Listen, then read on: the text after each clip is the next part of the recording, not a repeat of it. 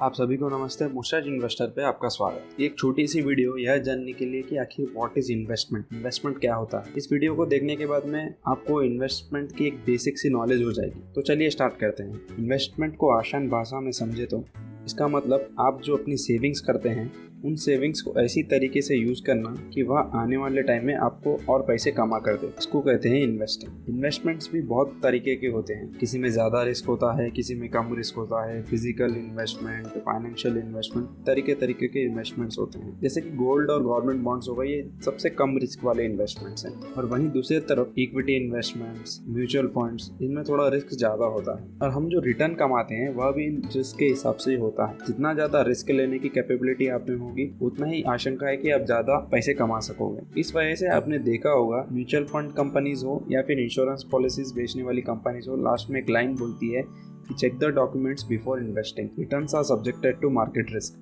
ये लोग वही रिस्क की बात कर रहे हैं जो रिस्क हमने अभी डिस्कस किया है। इन्वेस्टमेंट करने के बाद जो पैसे आप कमाते हैं उसे रिटर्न ऑन इन्वेस्टमेंट बोलते हैं। इन्वेस्टमेंट्स को हम दो तरीके से बांट सकते हैं। एक हो गया फाइनेंशियल एसेट्स, दूसरा हो गया फिजिकल एसेट्स।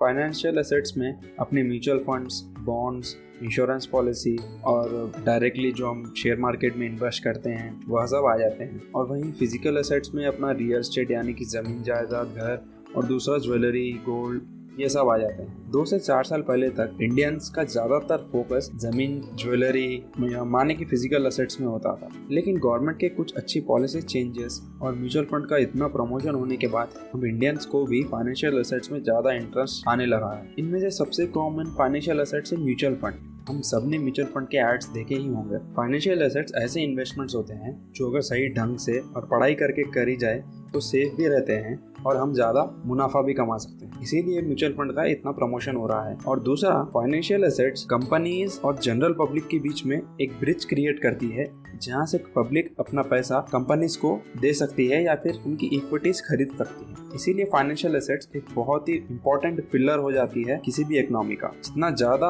लोग म्यूचुअल फंड में इन्वेस्ट करेंगे उतना ही ज्यादा बड़ी कंपनीज के पास या नवी कंपनीज के पास हाथ में पैसा होगा और उतना ही वो लोग नए नए कामों में, नए नए रिसर्च में अपने काम को आगे बढ़ा सकेंगे, एक्सपैंड कर सकेंगे। तो ये था दोस्तों एक छोटा सा इंट्रो कि व्हाट इज इन्वेस्टमेंट। आपके लिए ऐसे और भी वीडियोस आते रहेंगे, स्टे ट्यून। और हाँ, अगर आपको कोई भी डाउट होता हो तो नीचे कमेंट में जरूर लिखिए।